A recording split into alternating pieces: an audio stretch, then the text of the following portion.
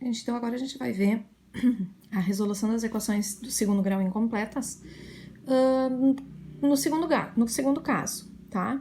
Quando a gente tem essa forma aqui das equações, ax ao quadrado mais bx igual a zero, ou seja, o c é zero, né? No primeiro caso anterior, o b era zero, a gente não tinha o x. Então, agora a gente vai ter o x ao quadrado, vai ter o x, só não vai ter o termo independente, tá? Elas terão este formato aqui.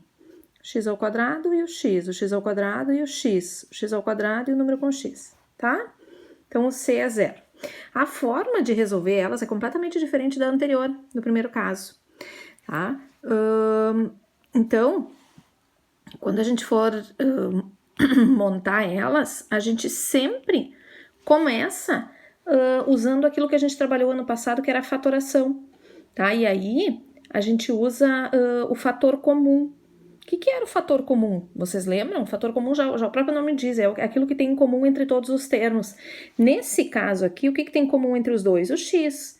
Então, esse x aqui vai ser o fator comum, a gente coloca em evidência, tá? E aí, todos os termos dessa equação a gente divide por esse x que eu coloquei em evidência. Então, x ao quadrado dividido por x dá x. 5x dividido por x dá 5. Igual a zero. Ó, primeira coisa, colocar em evidência os números, tá? Colocar o x em evidência. Se vocês observarem, fizerem o processo inverso, ó, x vezes x dá x ao quadrado. X vezes o menos 5 dá menos 5x. Tá? Então, é isso que a gente faz, o processo inverso, só para vocês saberem como é que a gente começa. Bom, a partir do momento que eu fiz essa fatoração, que eu isolei esse x, vocês já podem observar que a gente já tem um valor para o x. O primeiro valor é esse aqui, ó. Então, eu já tenho aqui que o x1 é zero. Um valor para o x eu já tenho, tá? O que vai ser o segundo valor para o x? Eu pego o que está dentro do parênteses, nesse caso aqui o x menos o 5, e faço ele igual ao zero. E saio resolvendo, que aí vou ter o segundo resultado do x, o segundo valor para o x. Nesse caso aqui, 5 está diminuindo, passa para o outro lado somando. 0 mais 5 continua sendo 5. Então, eu já tenho aqui, ó, que o meu x2 vai ser o 5. Já vai estar pronta a equação, tá? Ó, o 5 está diminuindo, passou para o outro lado somando. Na verdade, ficou x igual a 5. Então, quer dizer, eu já tenho o meu segundo valor para o x. Tá? Então, ó, meu x1 foi 0 nessa aqui, meu x2 foi 5. Então, conjunto solução dessa equação aqui, 0 e 5, tá? Bem fácil de fazer. Vamos ver o segundo exemplo? Na B, então, é 7x ao quadrado menos 21x igual a 0. O que a gente tem que fazer? Isolar o x, né? Já que tem nos dois, eu vou isolar o x.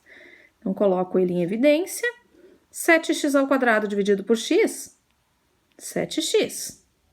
Menos 21x dividido por x, 21, igual a zero.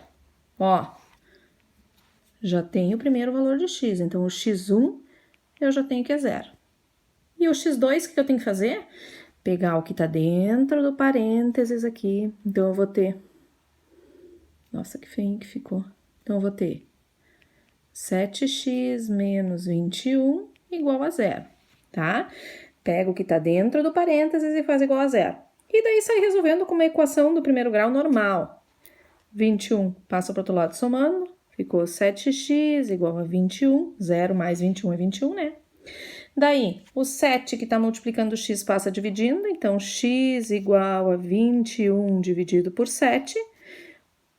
O x aqui ficou o valor de 21 dividido por 7, 3. Ou seja, o meu x2 é 3. Então, tá aí, ó. x1 é 0, x2 é 3. Meu conjunto solução vai ser 0 e 3, tá? E o último exemplo, vou fazer aqui embaixo mesmo, tá? Vou resolver aqui embaixo mesmo.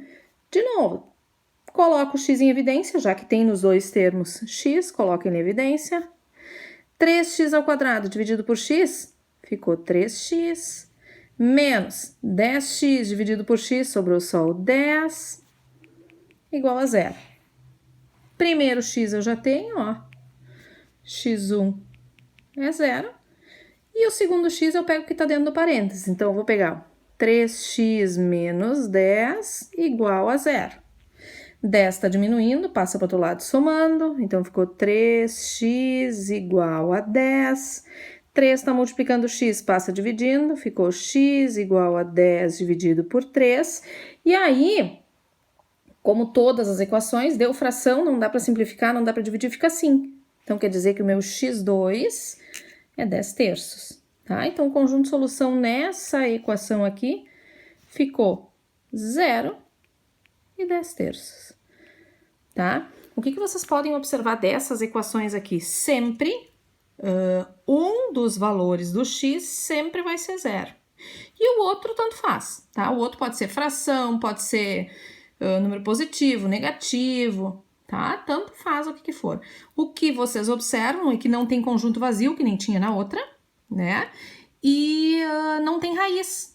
Nesse tipo de equação aqui, ela se resolve, a gente resolve ela bem diferente do outro, do primeiro caso, tá? Da primeira forma de resolver. Então, tem que observar bem, definir bem qual tipo de equação que vocês estão usando. Vocês estão querendo resolver, tá bom?